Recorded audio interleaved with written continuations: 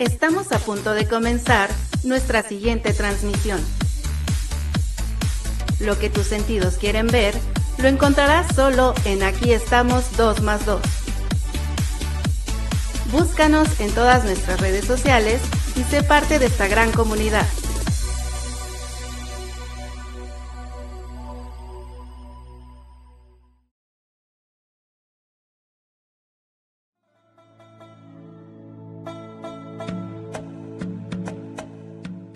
¿Tienes un evento en puerta y quieres deleitar el paladar de tus invitados? Te presentamos Ambrosía Poblana, Logística y Banquetes. Porque más allá de un evento, una empresa ágil, creativa e innovadora en diseño de todo tipo de eventos sociales y corporativos, ofreciendo calidad en todas nuestras áreas. Dentro de nuestra amplia gama, disfruta de un menú de hasta 5 tiempos. Barra de bocadillos, box lunch, carnitas, parrilladas, michiotes, barra de pizzas, taquizas. Además, conoce nuestra nueva área de Coffee Break. Ya se acercan las fechas decembrinas y qué mejor que compartir los exquisitos sabores con familia y amigos. Tenemos una variedad de platillos para tu cena de Navidad y Año Nuevo. Pierna, pavo, bacalao, corona de cerdo, chipotles rellenos, pastas, ayocotes, ensaladas, postres y polvorones sevillanos. Pregunta por nuestros paquetes. Llámanos a los teléfonos 2441-2541-72 o 2217-67-2040. Somos Ambrosía Poblana, Logística y Banquetes.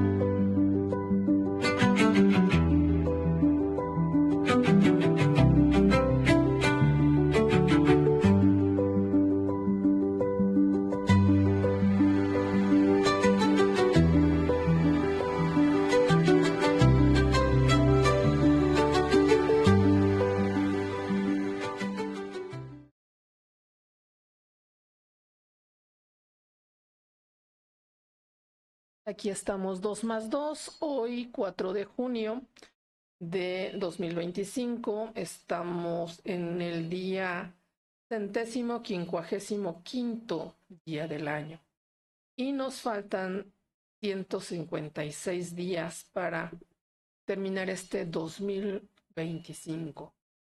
¿Qué ocurrió un día como hoy? Bueno, ya saben, me gusta mucho hablar de la historia porque fue una materia que me costó mucho trabajo cuando estudiaba.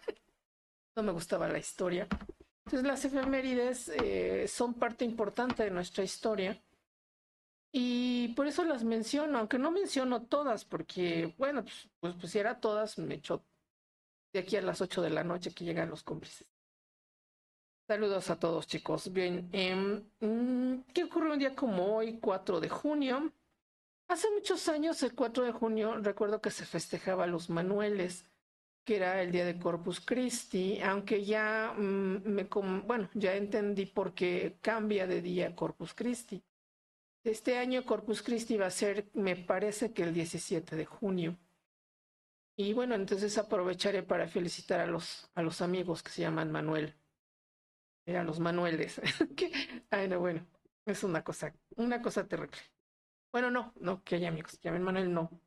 Es que ese día, el Día de los Manueles, también se festejaba a las mulas. ¿Qué son las mulas? Pues son estos animalitos que son de la cruza de un caballo con un burro y que por lo general eran animalitos como muy rebeldes, como muy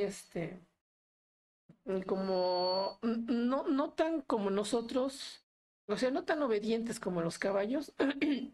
Eran más bien como irreverentes estos animalitos. Entonces cuando hacían alusión a una persona que era así, que se oponía o que no aceptaba, se le decía que era mula. Sí, pero realmente son animalitos pues que trabajaban muy, muy duro y que llegaba un momento en que pues se cansaban y decían, oye, ¿sabes qué? Pues trabaja tú, ¿no? Ya estuvo bueno que a mí me estés agarrando de tu mula. Entonces, eso se conmemoraba un jueves de Corpus Christi, que hoy es miércoles, no es jueves. O sea, se festeja los días jueves, un día jueves, que tiene que ver con el día de resurrección. Entonces, no es hoy. Lo digo porque hace años, pues mi abuela se llamaba Manuela y le conmemorábamos su fiesta que coincidió con ella en 4 de junio.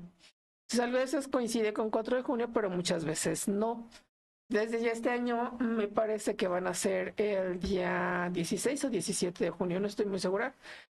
No estoy muy segura, necesito tener un calendario, pero pues aprovechen para festejar los Manueles y no les vayan a decir, ay, felicidades por ser el día de los mulas y de los Manueles, ¿no? Qué bueno, qué mal plan. Bien, ¿qué ocurre un día como hoy, 4 de junio de 1798? Muere el aventurero escritor Giacomo Casanova. Este señor nace en, ay, ¿cómo se llama? ¿Verona? No, esta ciudad que está en Venecia. Él nace en Venecia y siendo él un hombre, supongo, de acuerdo al retrato que tenemos por aquí, siendo él un hombre muy atractivo, se convierte en un conquistador de mujeres, ¿no? Casadas, solteras, o sea, él no tenía empacho. Y bueno, este señor escribe varias novelas. Bueno, ahí están Epistolario, la historia de las turbulencias de Polonia, la epístola de un licántropo, el soliloquio de un pensador. Esta palabra soliloquio, que es interesante, ahorita lo explico. Reflexiones sobre la Revolución Francesa y la historia de su vida. En la historia de su vida él fue considerado como uno de los grandes amantes, ¿sí? Y bueno, fue famoso por eso, ¿no? Por ser un gran amante. Y obviamente en la historia de su vida, pues cuenta qué mujeres pasaron por su vida, qué pasó. Él fue acusado de herejía y de adulterio, porque bueno, lo voy a comentar, aunque suene un poco feo, pero en ese tiempo las mujeres no teníamos derecho a estudiar. Y él apoya a una mujer que no sé si fue al final su esposa, la verdad no he visto bien la historia de su vida, que se llamaba Francesca, y ella iba a la escuela, a la universidad, y se vestía de hombre para poder ingresar a estudiar, porque siendo mujer era considerada un ser inferior. Entonces, en aquel entonces, para la época de aquel entonces, decían que las mujeres no tenían la capacidad de aprender, por lo tanto, era herejía que las mujeres estudiaran y aprendieran, o sea, tuvieran conocimiento científico. Y bueno, eso era, o sea, la mujer era de su casa, la mujer debería ser una buena esposa, mantenerse bonita para el esposo y las labores del hogar. Entonces ya como dice Casanova, dice, ay, ¿por qué no? Si las mujeres tienen capacidad para aprender, si aprenden, tienen capacidad. Y eso fue considerado una blasfemia. Entonces él es acusado de blasfemia por haber hecho, además de adulterio. Entonces es condenado a muerte por semejante pecado, ¿no? Imagínense decir que el aceptar que las mujeres estudiásemos, hoy día las mujeres que estudiamos y que todas las que queremos podemos hacerlo, no, era considerado blasfemia, o sea, era un pecado mortal y merecía la muerte.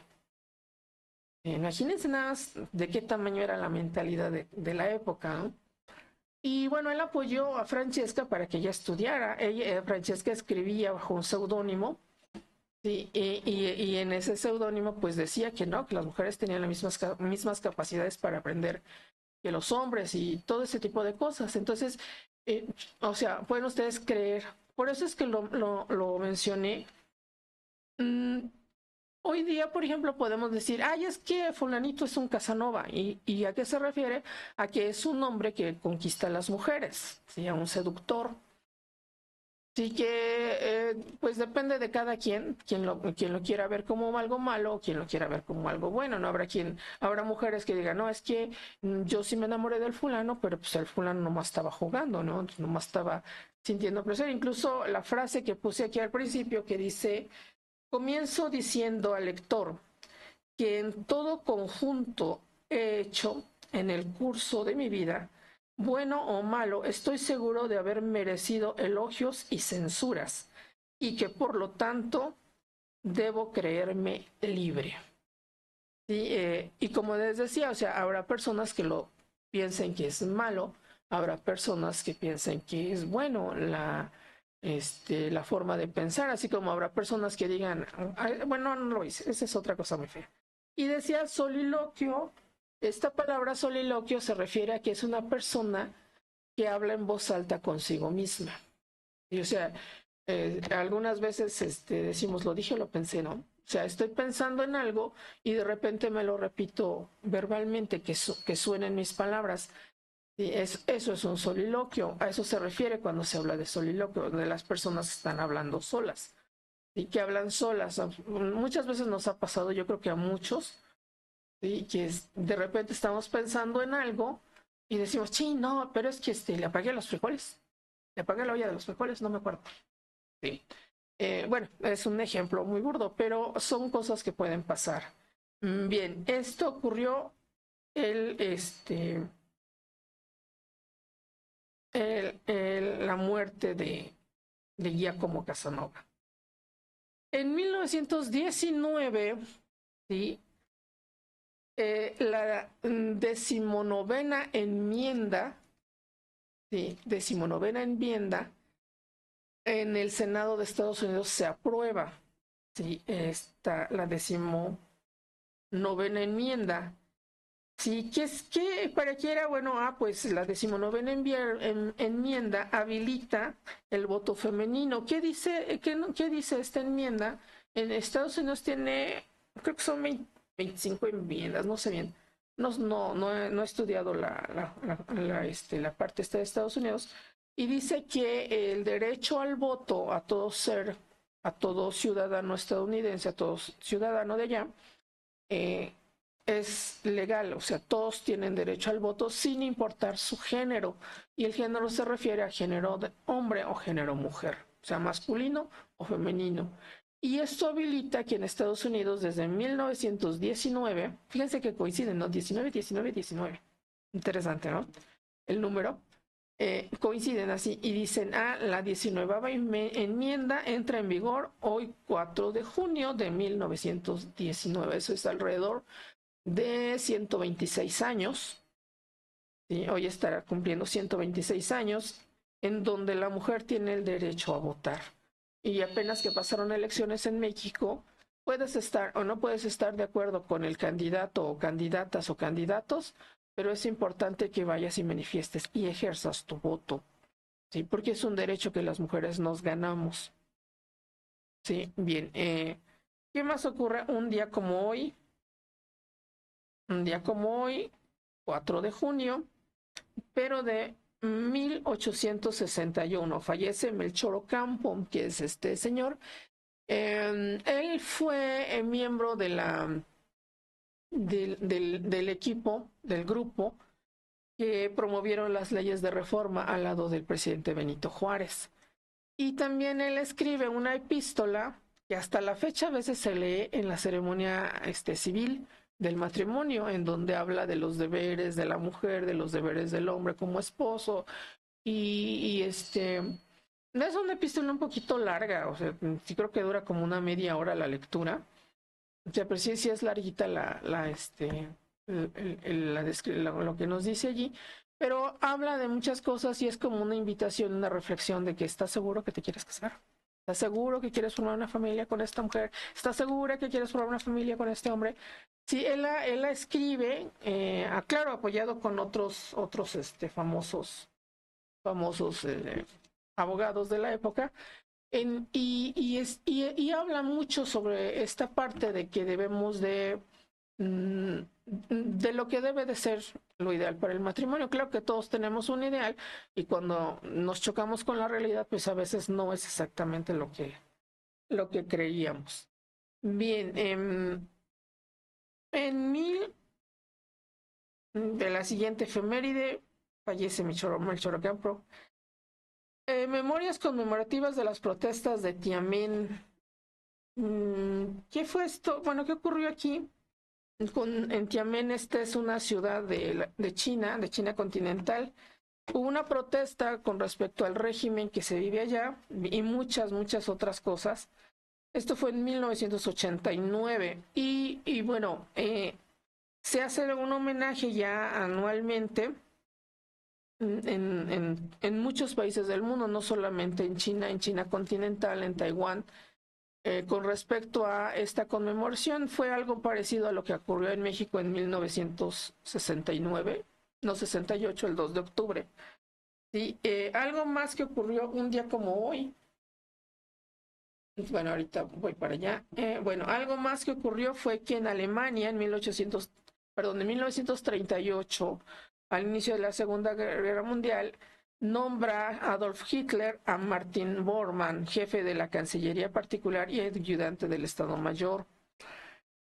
En 1958, cerca de la ciudad de Guadalajara, en Jalisco, México, se estrella el avión de pasajeros Constelación de aerolíneas mexicanas, aerovías, mexicanas, con 45 ocupantes y bueno, se dice que fallecieron todos allí. Digamos que fue uno de los accidentes más nombrados de las aerolíneas, de los vuelos aéreos, como han ocurrido muchos en otros lugares. Bien, en el 2011, la justicia chilena comienza a investigar formalmente la muerte de Salvador Allende, sí, a raíz del golpe de Estado de Augusto Pinochet. Salvador Allende es elegido presidente de la República de Chile, pero él era de izquierda, o sea, se decía que era comunista, socialista, y Pinochet era conservador, capitalista, y no le gustó que el pueblo pusiera a Salvador Allende como presidente de la República. Entonces él genera un golpe de Estado, ¿sí? Y todo aquel que esté en su contra, pues se va. Así pues, hace una persona que escribe al respecto, que es Pablo Neruda, famoso escritor latinoamericano, colombiano, de origen colombiano, exiliado en México durante muchos años, que él también era partícipe de la forma de organización socialista o comunista. Él era simpatizante de ese tipo de organización y él es exiliado de su país. Entonces, una hija de Salvador Allende, que no recuerdo cómo se llama, que es autora de La Casa de los Espíritus, es una obra, fue muy famosa, pusieron una película y todo con esta historia, que era hija de Salvador Allende, que logra escapar de Chile. O sea, ella logró escapar siendo muy jovencita y escribe varias novelas. Una de las más famosas es esta, la de La Casa de los Espíritus, en donde ella pues es parte de lo que ella es. No sé si ustedes la ubiquen. Sí, y bueno, decía, en septiembre de 1973, Pinochet realiza un golpe de Estado, arresta a la familia y ejecuta a muchos simpatizantes de Salvador Allende. Fue una época muy difícil para los chilenos. Muchos fueron exiliados, muchos vivieron exiliados acá en México, porque México es hermano de todos y amigo de todos, y a veces no podemos resolver nuestros propios problemas, pero asilamos a los que necesitan. Sí, esto es con respecto a las efemérides. Sí, algo que ocurrió en el año pasado, 2024, también un día como hoy, es una alineación entre los entre los planetas Mercurio, Marte, Júpiter, Saturno, Urano y Neptuno. Sí, o sea, creo que solo Venus y la Tierra y Plutón no se alinearon, o sea, pero se podían ver en el espacio. Anduve buscando por ahí fotografías de la NASA y eso, pero pues no las encontré. Me costó un poquito de trabajo, no, por eso no las puse. Bien, ¿qué se conmemora un día como hoy en las Naciones Unidas? Es el Día Internacional de los Niños Víctimas Inocentes de Agresión. Em, bueno, es que nosotros fuimos educados en una época, bueno, yo ya de los que pasamos de los 50 años, fuimos educados de una forma en donde los papás nos exigían y para corregir algunas actitudes que tomamos, pues venían los zapes, ¿no? El jalón de orejas, la bofetada, no sé, el cinturón ahí haciendo la chancla voladora, en fin. Y bueno, yo no siento tener traumas al respecto a título personal. Habrá quien me diga, no, pues yo tampoco, o sea, pues era la forma en que corregían nuestros papás. Y los abuelos eran todavía más duros en sus correcciones. Pero ¿qué pasa? ¿Qué pasa en algún momento? ¿Qué ocurre en algún momento? Hoy día, derechos humanos y Naciones Unidas y todo dicen, es que el niño debe de ser libre, debe de tener cierto nivel de comportamiento, pero no se vale que lo agredas. Sin embargo, escuchando a alumnas, saben, yo trabajo en una secundaria, escuchando a estas chicas, a estas alumnas, se refieren a mí de que sus papás las castigan con mucha dureza. Sí, y yo dije, ay, en serio, no les creo. No, no es cierto, no les dije que no les creía. Pero sí fue una situación que a mí me causó mucho ruido, porque dice, es que, por ejemplo, con nosotros llegan papás exigiendo mucho con respecto a las correcciones que se les hacen a sus hijos, ¿no? Por ejemplo, llegan papás muy permisivos que dicen, es que usted castigó a mi hija porque tenía el cabello suelto. Y no, porque él está quitando su libertad y bla, bla, y argumentan muchas cosas. Es que usted castigó a mi hijo quitándole el celular porque mi hijo tiene derecho a libertad de expresión. Y le dices, oye, pero es que tu hijo le tomó fotografías a su compañerita y las publicó en redes sociales y se hicieron comentarios. O sea, no fue, le tomó fotografías de que estaba sentado, se estaba riendo, no, le tomó fotografías de sus partes íntimas y puso abajo de su falda, le tomó fotos allí, cosas de ese tipo, ¿no? Y le dices, oye, pero es que eso no se vale. No, dices que usted le está coartando su derecho a la libertad de expresión. Y ahí es cuando uno tiene que tener bien claro cómo está la ley, ¿no? Y decirle, a ver, espérate. Tienes derecho a expresarte libremente, pero no tienes derecho a invadir la privacidad de la otra persona a la que le estás tomando las fotografías. Y en ese aspecto, la ley Olimpia, que fue la que marcó este parteaguas, dice, a ver, tú no puedes tomarle fotografías a una persona sin su consentimiento y mucho menos publicarla, ni en redes sociales, ni con fines de lucro, ni con otros fines. Así pues, empezamos a entender esta parte y revisando las leyes, sí hay un dictamen en la época de Marín, y sigue vigente porque no se ha revocado, ni se ha hablado al respecto, ni se ha discutido en las leyes de Puebla, en donde sí prohíben estrictamente a los alumnos, ¿sí? Sí prohíben estrictamente a los alumnos que, que los alumnos saquen el celular o cualquier otro aparato electrónico, o sea, incluso es audífonos y cualquier otro utensilio que lo distraiga de sus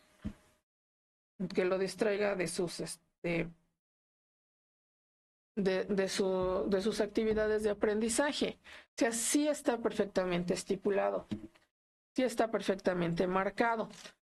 Sí, bueno, retomando esta parte, yo creo que como no sé si sea bueno que existiera un curso o una escuela para padres. Había una mamá que me decía, no, maestra, es que debe de haber una escuela para padres, para que los padres, cuando tengan que corregir a sus hijos, sepan cómo corregirlos. Porque dicen, el maltratar a un niño, pues es maltratar, es volver a un adulto maltratador. Y maltratar a un niño, pues también es una agresión, porque es generar, a veces habrá niños que sean muy resilientes de manera natural y que ellos puedan brincar, dar ese brinco de la infancia en la adultez y que ellos no vean ese castigo. Puedo decirlo a título personal, como estudiante de primaria pública, tuve maestras muy duras, maestras que nos castigaban con mucha dureza, que sí nos daban les decíamos diablitos, que nos jalaban de aquí de la patilla y nos daban el jaloncito de cabellos, de que nos dieron los manazos en la mano, los reglazos en la mano. Y sí tuve maestras, así lo digo a título personal, maestras que no vas al baño hasta que no hayas terminado tu trabajo. ¿Sí? Imagínense yo como a persona con diabetes desde los 8 años y que me prohibieran ir al baño por no haber terminado la actividad, porque me atrasé, porque no entendí, por la situación que haya sido, no vas al baño. Entonces, lo digo porque sí, las personas con diabetes sí tenemos esa situación de que no nos podemos aguantar. O sea, de verdad es literal. O sea, aunque querramos aguantarnos, no podemos. Y tuve maestras que fueron duras, o sea, maestras que tuvieron que llamar a mi casa para que mi mamá me llevara ropa a la escuela porque pues tuve un accidente. Y bueno, cuando algunas maestras entendieron mi condición, pues ya no se atrevieron a hacerlo. Pero son cosas así que yo les puedo decir, sí, yo lo viví como estudiante. Yo como maestra hoy jamás lo haría. Jamás lo he hecho. Tengo 25 años dando clases y jamás le he tocado un cabello a un alumno. Jamás le he puesto un castigo así tan severo de, pues no vas al baño. O sea, no. Yo sí les doy permiso, pues está bien, ve, ¿no? O sea, te gana, pues ve, ¿no? De verdad tienes ganas, pues ve, o sea. Pero nosotros tuvimos maestros así porque eso es maltrato. O sea, sí a veces maltratamos con golpes, pero también a veces maltratamos con palabras. También a veces maltratamos con acciones. ¿Sí? Incluso hasta la indiferencia. Hasta la indiferencia puede llegar a ser alguna situación grave. ¿Sí? Y bueno, esto es con respecto, hoy es el día en que se conmemora a las víctimas inocentes de agresión. Y bueno, a lo mejor es hoy hablar contigo, papá, de si debes corregir a tu hijo, si debes orientar a tu hijo, pero no lastimarlo. ¿Sí? Si tú tienes problemas con papá y mamá, porque eso, aunque ustedes no lo crean, también es maltrato. ¿Sí? También es maltrato que papá y mamá se peleen y estén discutiendo entre ellos. Es maltrato porque los hijos también escuchan ese maltrato. Y el papá está agrediendo a la mamá de sus hijos y la mamá a lo mejor también está agrediendo al papá de sus hijos. ¿Sí? O sea, si esto es algo que si tú tienes problemas con tu pareja, con tu esposa, con la mamá de tus hijos, hay que aprender a lidiar con esta situación. No porque soy hombre tengo el poder, no porque soy mujer tengo la razón. ¿Sí? Puedo estar equivocada, puedo estar equivocado. ¿Sí? Puedo estar haciendo un mal uso, ¿sí? de mi fuerza, ¿sí? Al poder imponer mi voluntad, al poder poner mi autoridad. Entonces, sí, en esta parte de la educación, que es muy básico, muy importante, sí tenemos que saber, a ver, por eso decía hace ratito de la epístola de Melchor Ocampo. Melchor Ocampo eso lo escribió hace más de 100 años. Bueno, no, sí, más de 100 años. Estamos hablando de 1800 y, a ver, te les digo, 1861, que fue cuando él falleció, 1861, y estamos en el año 2025. Esto tiene más de 100 años cuando él escribió esta epístola en donde dice, como esposo tienes estas obligaciones, como esposa tienes estas obligaciones, como tomen en cuenta que esta es algo así dice la epístola, que esta es la unión legal de formar una familia. Entonces vas a tener hijos y también tendrás estas obligaciones como padre, como madre. Sí, hace ratito me decía una alumna, es que mi papá gana su dinero y se lo gasta él. Y le dice a mi mamá que ella trabaje para que nos mantenga a nosotros. Y dices, no, es que es obligación de ambos. Y por eso hay leyes que a veces no las conocemos o no sabemos a qué instancias ir para que la ley nos regule. Cuando yo tengo una buena autorregulación, cuando yo soy una persona que me autorregulo bien, mantengo este equilibrio. Sí, por ejemplo, yo soy soltera, no tengo hijos, pues el dinero es para mí. Pero también en la casa donde vivo y convivo con mi familia, tengo que aportar gastos para la casa. Y entre esos gastos están pues agua, luz, agua, electricidad, teléfono, gas, provisiones, y asear, en fin, hay una organización en nuestro hogar.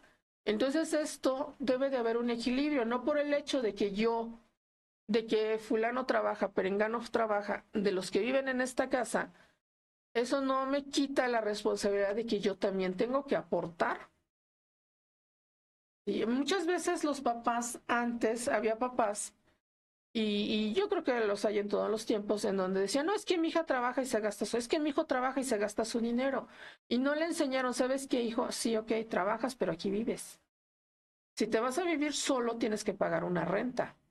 Si te vas a vivir solo, tienes que comprar tus propias provisiones.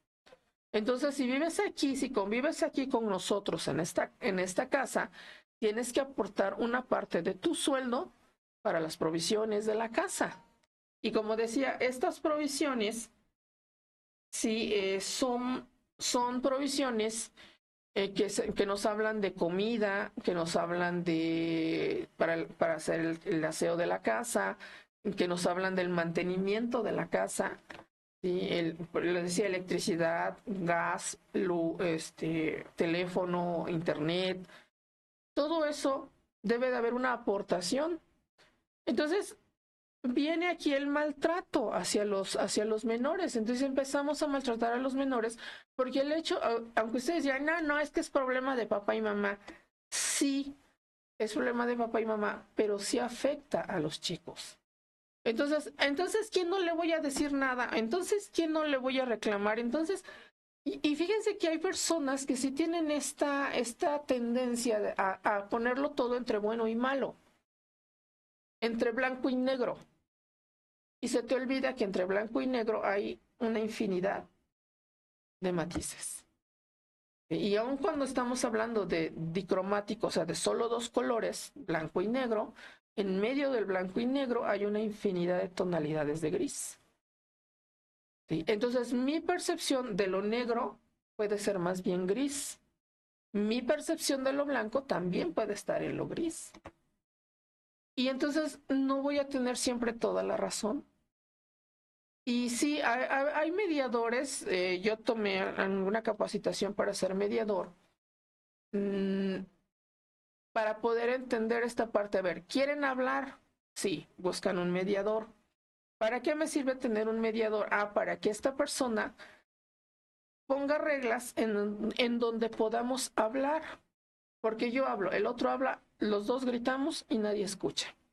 Y para que haya una comunicación asertiva debe de haber el que habla, el que escucha. El mensaje que quiero que la otra persona escuche. ¿Qué pasa cuando mi mensaje no se escucha? ¿Qué pasa cuando tu mensaje no se escucha? ¿Sí? Y entonces me tocó ver alguna ocasión unas compañeras que ambas estaban diciendo lo mismo, pero cuando una hablaba le decía a la otra que no tenía la razón, cuando la otra hablaba le decía a esta que no tenía razón. O sea, por así decir, Hortensia y Juanita. Y las dos estaban hablando de lo mismo y estaban diciendo lo mismo y estaban aprobando lo mismo, pero como lo dijo Juanita está mal. Pero como lo dijo Hortensia está mal. Y entonces el mensaje pues no llegaba y ahí estábamos en medio todos así. Y pasa. ¿Por qué? Porque no puedo ceder, no puedo decirle, no, es que yo soy una alfa y como yo soy la alfa, yo tengo la razón. Y la otra también es una alfa y también tiene la razón. ¿Y qué pasa? Pues que no se ponen de acuerdo, que no hay acuerdo y algo todavía mucho peor, terminan disgustadas. Porque hasta que le dijimos, a ver, Hortensia, tú estás diciendo que el verde limón es este tono de verde. Sí. Y Juanita, tú estás diciendo que el verde limón es el mismo tono de verde que ella dijo. Estoy poniendo un ejemplo así muy burdo. Y dice Hortensia, no, es que lo dijo Juanita, entonces ese verde que dice ya no es. ¿Qué pasó? ¿No habíamos coincidido en que las dos habían dicho que era este verde? Imagínense ustedes, en un grupo de 45 personas, escoger un uniforme libre para todos. 45 personas. 4 horas discutiendo. Y yo quiero el verde, y yo quiero el amarillo, y yo quiero el rosa mexicano, y yo quiero el gris. Y terminamos diciendo negro con blanco. Pantalón negro, camisa blanca, se acabó. 4 horas para decir que pantalón negro con camisa blanca y vámonos. Porque tenemos ese hábito de decir, yo tengo la razón y no tengo por qué cederle a la otra persona la razón. Y yo no escojo el rosa mexicano porque el rosa mexicano no va con mi tono de piel. Pues yo no quiero el amarillo porque el amarillo es muy sucio. De ese tipo de cosas que si somos adultos, imagínense a los niños. Esta parte empezaba yo hablando de que si no nos damos cuenta que como pareja ya no estamos funcionando, si no nos damos cuenta que el amor que nos tenemos como pareja ya no es suficiente para mantenernos unidos, para mantener la familia, papá, mamá, hijos, pues a veces lo más saludable es que se dé esa separación, pero la separación es de ellos como pareja, no de las responsabilidades con los hijos. Sí, por ejemplo, me ha tocado ver parejas que se separan y viene el pleito por la patria potestad y viene el gran pleito por los gastos de manutención para los hijos. Y me ha tocado ver esposos que teniendo un muy buen sueldo, un sueldo por ahí de los 25,000 pesos al mes, renunciar a su trabajo para no pagar gastos de manutención a su ex esposa. Imagínense nada más. Y tú le dices, oye, es que el dinero no es para tu ex esposa, el dinero es para tus hijos. A quien estás rechazando son a tus hijos. Y decir, no me importa. No me importa. No le voy a dar ni un peso a esa mujer. Así.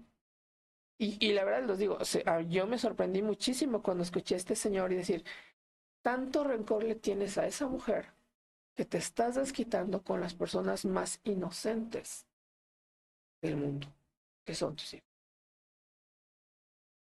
Y pasó una semana, pasó un mes, creo, después de toda esa discusión, cuando reflexionó y ve a sus hijos que ya les faltaban zapatos, que ya les faltaba esto y que no tenían para comer.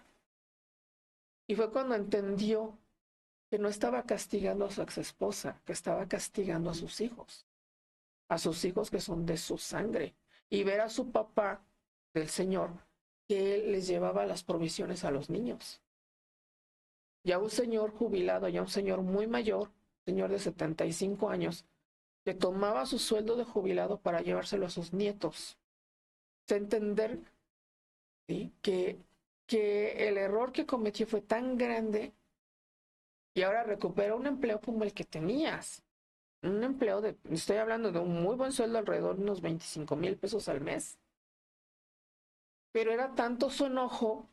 Por eso dicen que cuando estamos en esta emoción del enojo, en un nivel muy alto, no hay que tomar decisiones, porque son cuando tomamos las peores decisiones. Sí, cuando cualquiera de las emociones está en un nivel muy alto, no hay que tomar decisiones importantes. Pero cuando están en el enojo, son las peores decisiones que pueden tomar muchas personas. Es más, hay una estadística por ahí que no recuerdo ahorita bien no sé si fue del INEGI, algo así, en donde dicen que los accidentes, la mayoría de los accidentes ocurren porque la persona estaba enojada, más que en estado de ebriedad. Así imagínense de qué tamaño es en la situación del enojo, de qué tanto bloquea los sentidos para tomar decisiones, incluso el pensamiento, la razón. Sí, es muy interesante cuando lo vemos. Bien, yo iba a hablar un poquito sobre los cuidados paliativos. Bueno, para cerrar esta parte de los niños, sí, hay que ir con especialistas en educación, en infantes, en psicología del infante, de los adolescentes y niños. Sí hay que ir con ellos. El DIF tiene un muy buen programa para con psicólogas psicólogas y psicólogos muy capacitados que te pueden orientar como padre de familia. ¿Sí? Cómo no llegar a una situación grave, pero sí a llegar en este punto donde podemos tener una buena respuesta con respecto a los alumnos, perdón, a los hijos.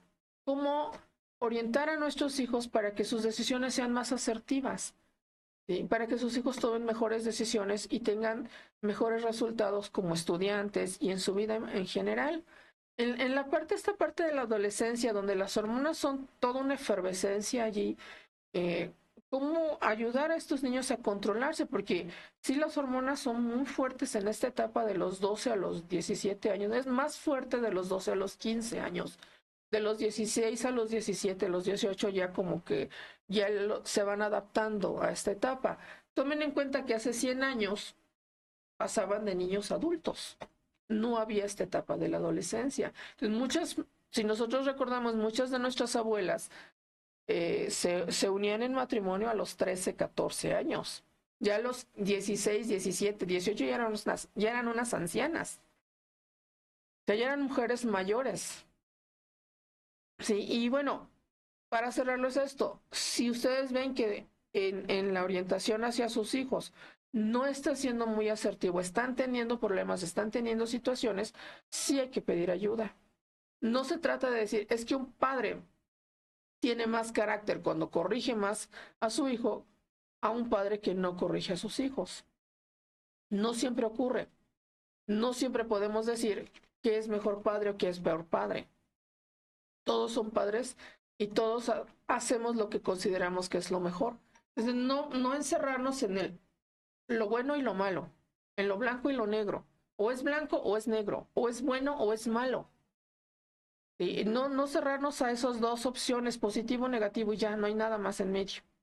No, sí lo hay y hay que irlo aprendiendo, irlo catalogando. Bien, voy a pasar al tema, pero yo creo que no me va a dar mucho tiempo a hablar al respecto. ¿Qué son los cuidados paliativos? Hablando un poquito, continuando todavía con esta etapa de los duelos, ¿qué son los cuidados paliativos? Entonces, los expertos nos dicen que los cuidados paliativos son los que se dan a un paciente cuando ya está en una enfermedad en etapa terminal. O sea que ya está al final del proceso de la enfermedad, cuando ya no existen tratamientos que lo puedan sanar. Ahí es cuando se dan los cuidados paliativos. ¿Y a cargo de quién están los cuidados paliativos? En las instituciones públicas como el IMSS, como el ISSSTE, como el IMSS Bienestar, ahora antes.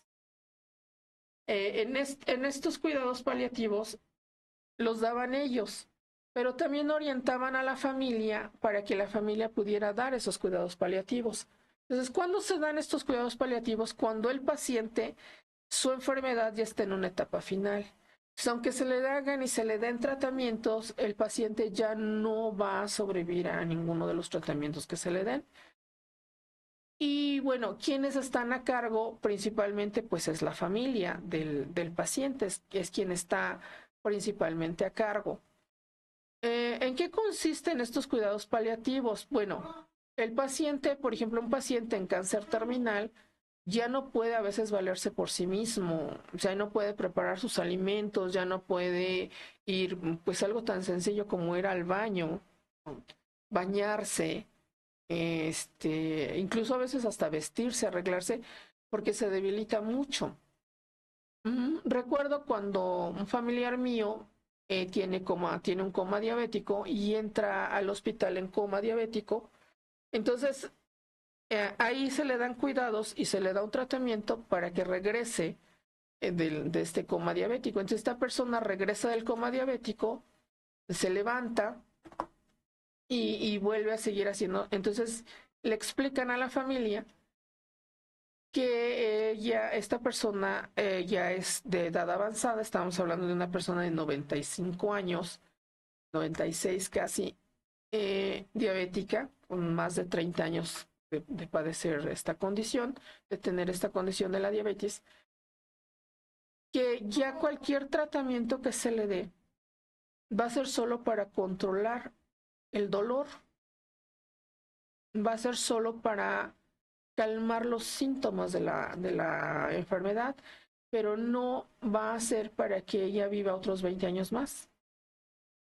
¿Sí? Y es aquí cuando entra los cuidados paliativos, dice una doctora, una médico especialista en esta área, dice, lo que más se busca en los cuidados paliativos es que el paciente tenga una vida lo más digna posible.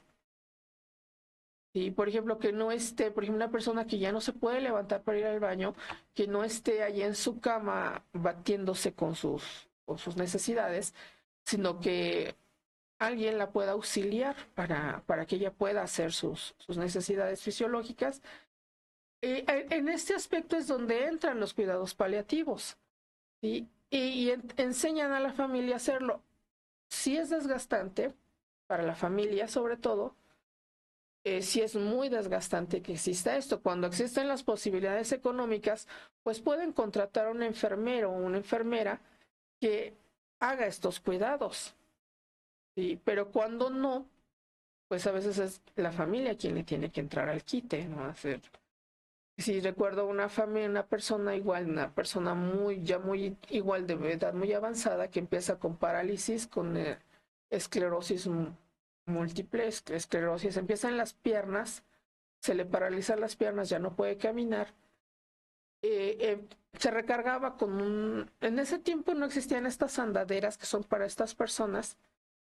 Agarraba una silla y se acomodaba en la silla y ponía una silla y avanzaba la silla, eran dos sillas, una silla avanzaba ella y con la otra silla avanzaba y hacía ese proceso. Viene más fuerte la situación que ella tenía, más grave, y entonces ella ya no se puede levantar de la cama. Y a pesar de que sí había los recursos para contratar a una enfermera o una persona que la estuviera asistiendo, la familia decide no hacerlo. Deciden ellos, no, nosotros vamos a cuidar a nuestra mamá. Y deciden hacerlo.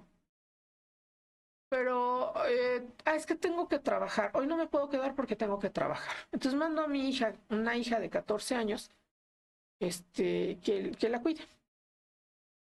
La hija no tenía el conocimiento, no tenía la preparación, y aunque hubiera querido hacerlo, no sabía cómo.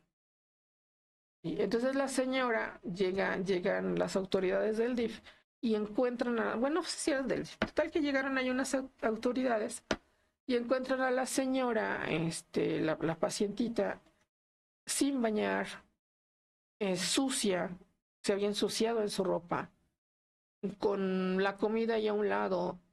Y pues obviamente saben que es que la señora no puede estar, no puede estar en estas condiciones, está mal, y deciden llevársela a un hospital. Y la familia la saca del hospital, de una institución pública, la saca del hospital y se la lleva a su casa porque ella debe de estar en su casa. Y la señora dice, sí me voy con mis hijos a mi casa. Entonces, la señora fallece, pero como existían los antecedentes, acusan a la familia de haber provocado su muerte. La señora fallece ya por causas naturales, no es que la familia la haya matado, sino que fue un maltrato que le tuvieron a la señora al no darle la atención que ella necesitaba.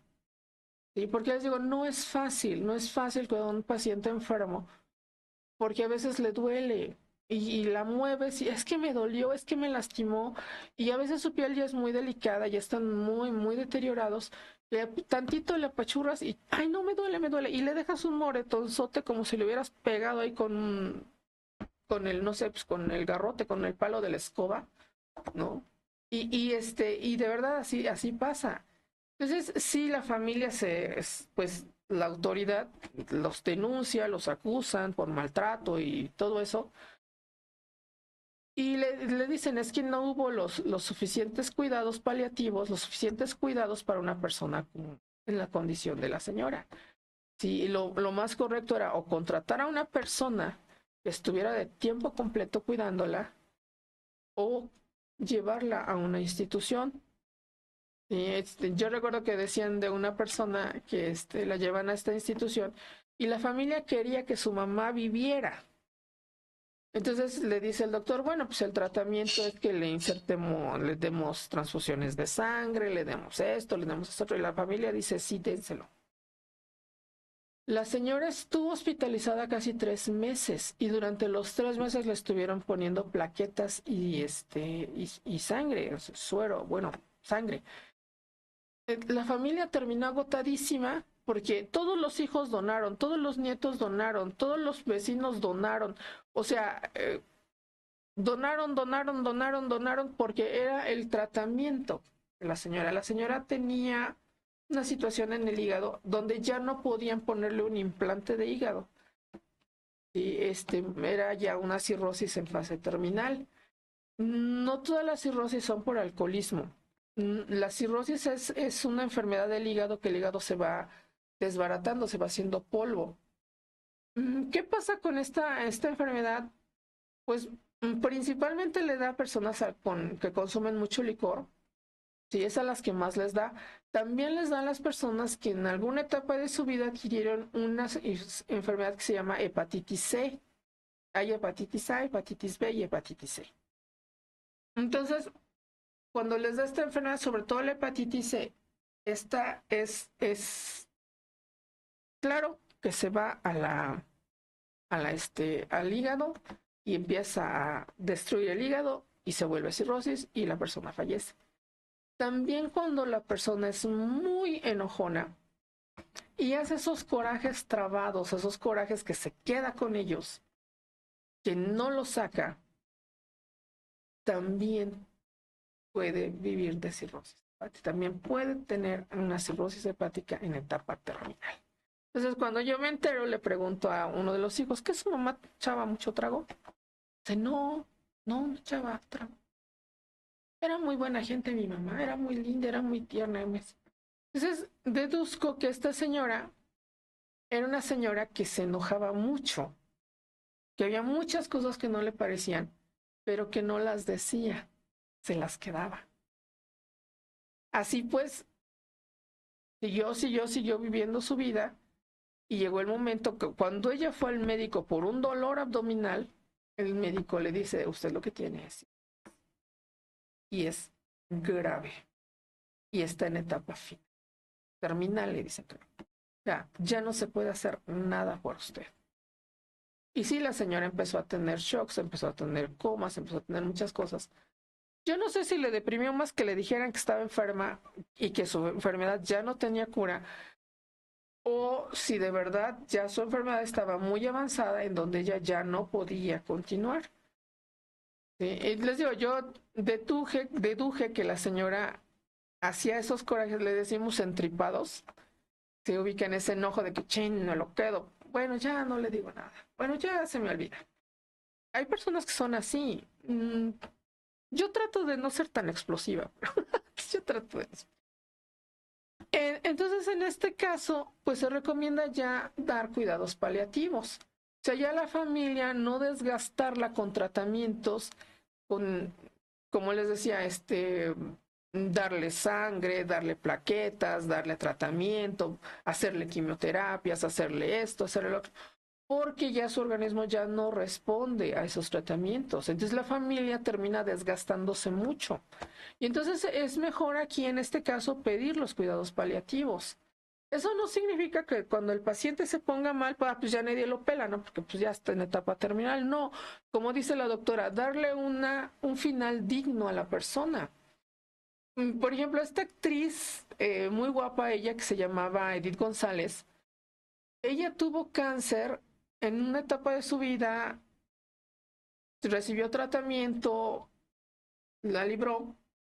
Y si ustedes la recuerdan, ella todavía fue juez de un programa de televisión y ella se presentó ya totalmente con la cabeza rapada, perfectamente arreglada, maquillada y todo. Ella ya estaba en cuidados paliativos porque ya no había remedio a la situación que ella tenía. Y creo que todavía se presentó la última semana del evento todavía se presentó y dio su versión y explicó y habló. Y ya creo que 2, 3 días después falleció.